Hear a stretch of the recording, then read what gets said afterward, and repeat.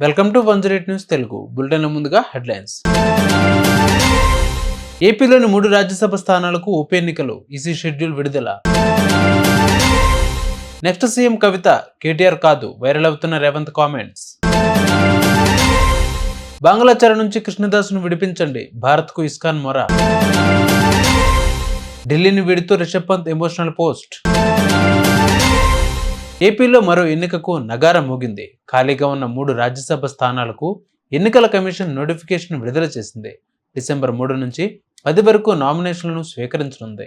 వచ్చే నెల 20న ఎన్నికకు పోలింగ్ జరగనుంది. వైసీపీ నుంచి రాజ్యసభకు ఎన్నికైన మోపిదేవి వెంకటరమణ, బేదా మస్తాన్ రావు, బీసీ సంఘం నేత ఆర్ కృష్ణయ్య తమ రాజ్యసభ సభ్యత్వానికి రాజీనామా చేసిన సంగతి తెలిసిందే. కాగా ఇందులో మోపిదేవి వెంకటరమణ, బేదా మస్తాన్ రావు టీడీపీలో చేరారు. ఆర్ కృష్ణయ్య మాత్రం ఇప్పటి వరకు ఏ పార్టీలో చేరలేదు.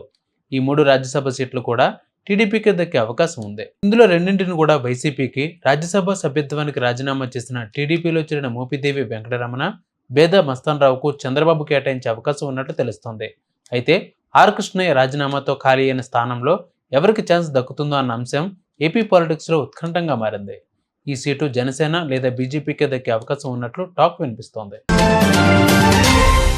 కేటీఆర్ అరెస్ట్ అవుతారంటూ గత కొన్ని రోజులుగా వార్తలు వస్తున్న విషయం తెలిసిందే. దీనిపై కేటీఆర్ సైతం తాను జైలుకు వెళ్లేందుకు సిద్ధమని ప్రకటించారు. ఈ నేపథ్యంలో సీఎం రేవంత్ రెడ్డి చేసిన వ్యాఖ్యలు వైరల్గా మారాయి. కేటీఆర్ ఎప్పుడెప్పుడు జైలుకు పోదామా అంటూ ఎదురుచూస్తున్నారన్నారు. జైలుకు పోయిన వారంతా సీఎం అవుతారని కేటీఆర్ భావిస్తున్నారన్నారు. అయితే ఈ లెక్కన మొదట జైలుకు పోయింది కేటీఆర్ చెల్లి కవిత అని అన్నారు. అలా కూడా కేటీఆర్కు అవకాశం లేదన్నారు.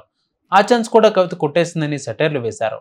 10 ఏళ్లు మంత్రి పదవి చేసిన వ్యక్తి ఇలాంటి చిల్లర చేష్టలు మానాలన్నారు సీఎం రేవంత్ రెడ్డి. వైసీపీ హయాంలో అప్పటి సీఎం జగన్ కు అదానీ సంస్థ లంచం ఇచ్చిన వ్యవహారంపై ఏసీబీకి ఫిర్యాదు అందింది. సెంటర్ ఫర్ లిబర్టీ సంస్థ వ్యవస్థాపకుడు నల్లమోతు చక్రవర్తి ఫిర్యాదు చేశారు. జగన్ కు అదానీ సంస్థ 1,750 కోట్ల లంచం ఇచ్చినట్లు అమెరికా ఏజెన్సీ విచారణలో తేలిందని అందులో ఆయన పేర్కొన్నారు. సెకీతో అదానీ కంపెనీ ఒప్పందంపై విచారణ జరపాలని, బాధ్యులపై చర్యలు తీసుకోవాలని కోరారు. చిన్మయ్ కృష్ణదాస్ను విడిపించేందుకు భారత్ చర్యలు తీసుకోవాలని, బంగ్లాతో చర్చించాలని ఇస్కాన్ కోరింది. ఆయనకు టెర్రరిజంతో ఎలాంటి సంబంధం లేదని, అవన్నీ నిరాధార ఆరోపణలేనని స్పష్టం చేసింది. తమది శాంతిని ప్రేమించే భక్తి ఉద్యమమని వెల్లడించింది. హసీనా వెళ్లిపోయాక హిందువులపై జరుగుతున్న హింసను కృష్ణదాస్ నిరసించారు. కక్ష సాధింపుతోనే ఢాకా పోలీసులు ఆయన్ను అరెస్ట్ చేశారని హిందూ సంఘాలు ఆందోళన చేపట్టాయి.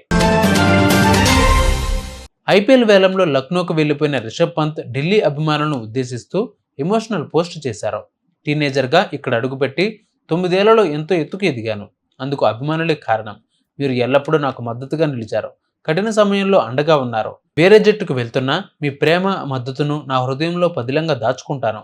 మైదానంలోకి వచ్చినప్పుడల్లా మిమ్మల్ని ఎప్పటిలాగే అలరించడానికి ప్రయత్నిస్తాను. నా ఈ జర్నీని ఇంత ప్రత్యేకంగా మార్చినందుకు ధన్యవాదాలు అని పంత్ తన ట్వీట్లో రాసుకొచ్చాడు. చూసారు ఇవాళ బులెటిన్ అప్డేట్స్. మరిన్ని అప్డేట్స్ తో మళ్ళీ మీ ముందుకు వస్తాను. అంతవరకు keep watching 108 news Telugu. Please subscribe to 108 TV.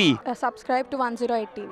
Please subscribe to 108 TV channel. Please subscribe to 108 channel. Please subscribe to 108 channel.